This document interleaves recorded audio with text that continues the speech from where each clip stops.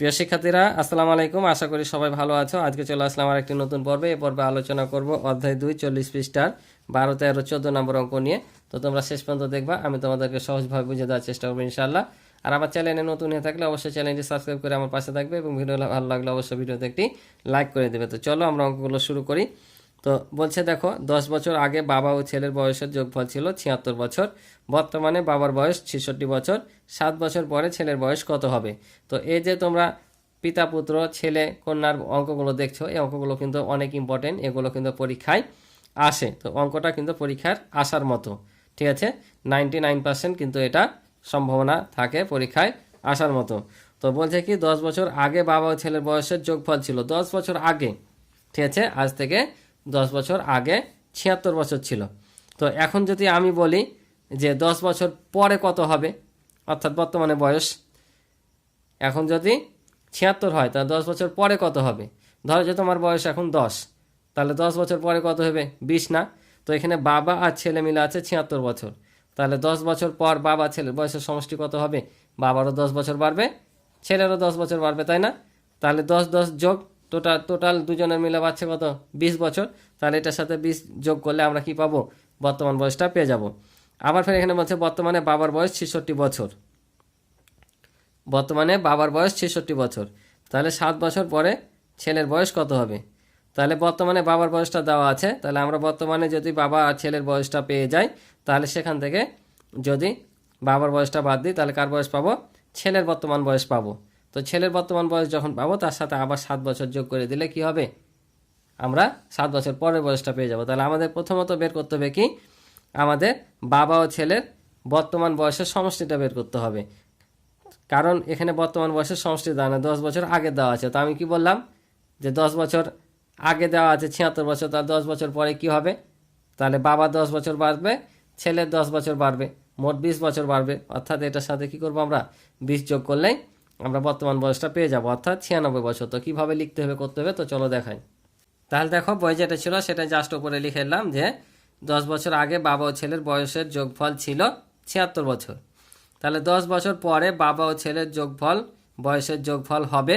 তাহলে কত হবে? এই যে ছেলে 10 বছর বাড়বে, বাবা 10 বছর বাড়বে, টোটাল দুজনের কত বছর বাড়লো? 20 বছর বাড়লো। তাহলে আমরা এটার সাথে এটা যোগ করলে 96 বছর। বুঝতে পারছো? এখন যদি আমরা এই বয়স থেকে বাবার বর্তমান বয়সটা বাদ দিই, তাহলে আমরা কার বয়স পাবো? ছেলের বর্তমান বয়স পেয়ে যাব। তো চলো বিয়োগ করে দিই। তাহলে দেখো, লিখলাম বাবা ও ছেলের বর্তমান বয়সের যোগফল 96 বছর। কারণ এই যে 10 বছর পরে যে বয়সটা পেলাম, সেটা কিন্তু বর্তমান বয়সে পেলাম, ঠিক আছে। তাই লিখলাম বাবা ও ছেলের বর্তমান বয়সের যোগফল 96 বছর, আর বাবার বর্তমান বয়স দেওয়া আছে বই দেখো 66 বছর। তাহলে আমরা এখন 96 থেকে 66 বাদ দিলে কত হবে? 6 থেকে 6 বাদ দিলে 0, 9 থেকে 6 বাদ দিলে 3, 30 বছর।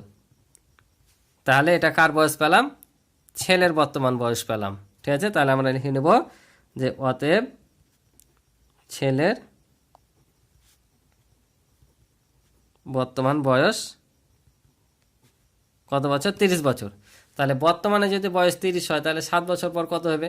বাড়বে না? তোমার বয়স যে বললাম যে এখন 10, তাহলে 10 বছর পরে কত হবে? 20 হবে। তাহলে এখানে ছেলের বর্তমান বয়স হচ্ছে 30। তাহলে 7 বছর পরে কত হবে? 30-এর সাথে 7 যোগ হয়ে যাবে। তাহলে লিখব অতএব 7 বছর পরে ছেলের বয়স হবে, তাহলে 30-এর সাথে যোগ 7 বছর সমান সমান 37 বছর। বুঝতে পারছো? এটাই হচ্ছে উত্তর।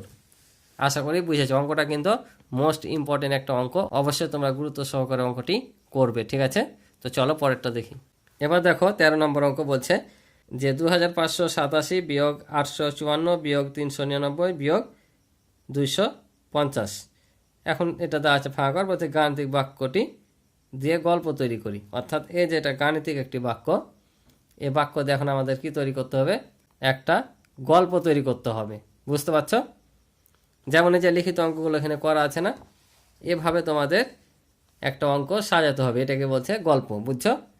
তো চলো এভাবে তোমাদের একটি গল্প তৈরি করে দিই। তাহলে দেখো, আমি তোমাদের একটি গল্প তৈরি করে দিলাম এই অঙ্কটি থেকে।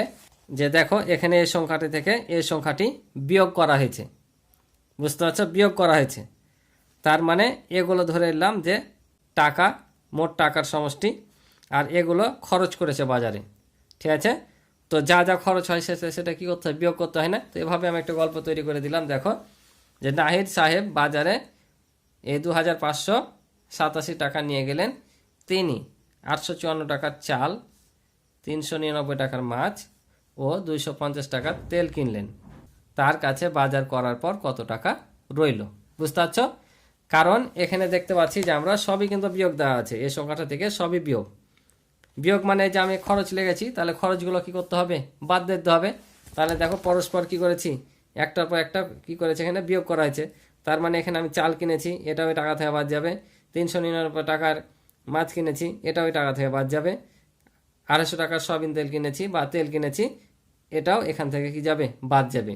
তার মানে তিনটায় যেহেতু খরচ, তিনটায় বাদ যাবে, তা এখানে বিয়োগ দেওয়া আছে।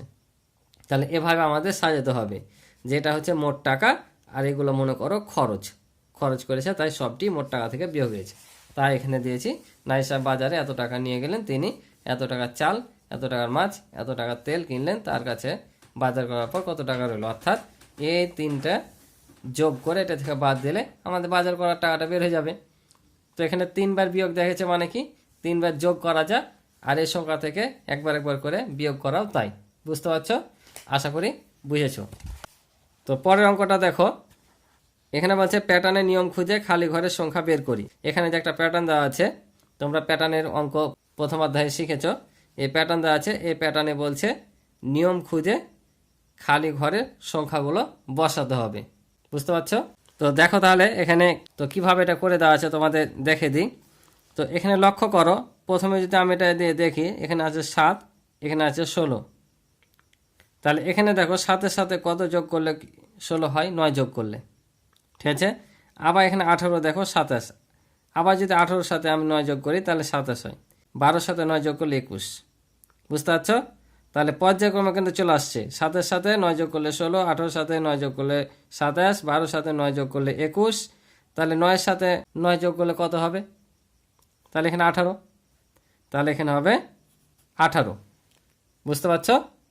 তাহলে নিয়মটা কি হচ্ছে যে প্রতিবার আগের সংখ্যার সাথে কত যোগ, 9 যোগ। তাহলে আগের সংখ্যা যোগ 9। বুঝতে পারছো? এগুলো কিন্তু আগের সংখ্যা, আর এগুলো পরে ধরবো।